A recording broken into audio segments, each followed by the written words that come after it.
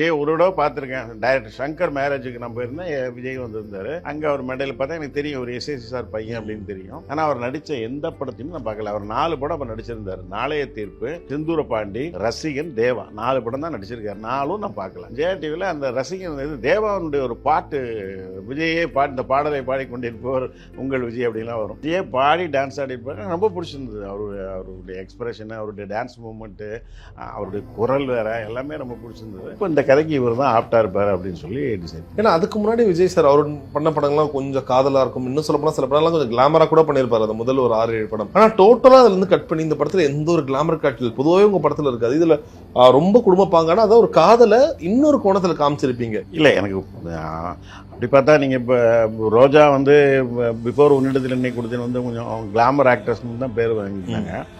உன்னிடத்தில் என்ன கொடுத்தேன் ஃபுல்லாக அவங்களே சேரீ கட்டி அவங்கள வந்து கேரக்டர் ரோல் தானே பண்ண வச்சுருப்பேன். அது அவங்களுக்கு மிகப்பெரிய பேர் இல்லையா? ஒரு நம்ம ஆர்டிஸ்ட்ன்றவங்க எப்படி நம்ம உருவாக்குறது, நம்ம எப்படி உருவாக்குறோமோ அப்படி அவங்க வருவாங்க. அவங்க மேலே குற்றம் சொல்ல முடியாது. அது ஒரு அவங்க நல்லா பண்ணாலும் சரி, அவங்க மோசமாக பண்ணாலும் சரி, அது டைரக்டருக்கு பங்கு இருக்குது நிச்சயமாக. எனக்கு நம்பிக்கை இருந்தது, நிச்சயமாக அந்த கேரக்டரில் நல்லா பண்ணுவார் நம்பிக்கை இருந்தது. அதே மாதிரி அவர் நல்லா பண்ணார்.